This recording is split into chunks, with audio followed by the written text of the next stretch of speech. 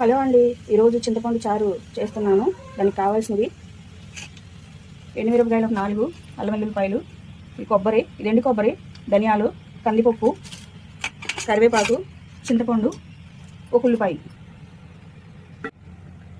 ఇవన్నీ మిక్సీ పట్టేసుకోవాలి. ధనియాలు, కందిపప్పు, కొబ్బరి, ఎల్లుల్లిపాయలు ఇవన్నీ మిక్సీ పట్టేసుకున్నాం. ఈ మిక్సీ పట్టేసుకున్నాం.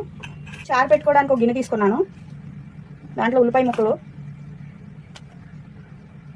చింతపండు నానబెట్టుకున్నాను, వేసేస్తున్నా, ఎండుమిరపకాయలు,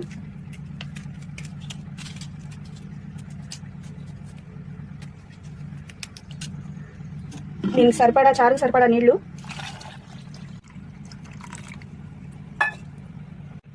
మిక్సీ పట్టేసుకున్న పేస్ట్ వేసేద్దాం,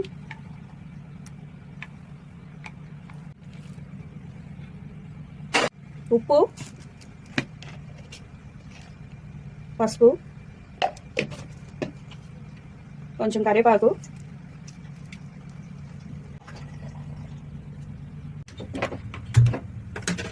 ఇక ఇంతేనండి. పొయ్యి మీద పెట్టేశాను, కాగనిద్దాం.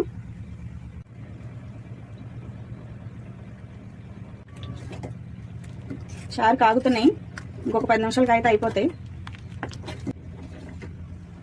ఇట్లా కాగేటప్పుడే ఉప్పు చూసుకుందాము, చాలపోతే మళ్ళీ వేసుకోవచ్చు. సరిపోయింది. వేసవకాలం కదండి, ఎండలు ఎక్కువగా ఉన్నాయి. ఇలా చింతపండు చారు, పచ్చి పులుసు, పప్పు చారు ఇలాంటివి ఉంటే మంచిది. మేము వీటిని చింతపండు చారే అంటామండి. మాకు ఎక్కువ ఇలాగే పెట్టుకుంటారు. ఇప్పుడు అందరూ రసం, మిరియాల రసం, టమాటా రసం అంటున్నారు కదా. మేమైతే ఇట్లా చింతపండు చారు లేదంటే చారు అని అంటారు. చారు మరిగిపోయినాయి, తాలింపు పెట్టుకుందాం.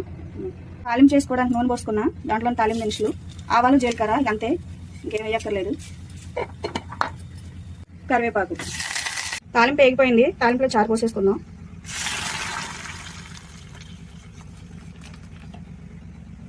చింతపండు చారు అయిపోయిందండి, రెడీ అయిపోయినాయి.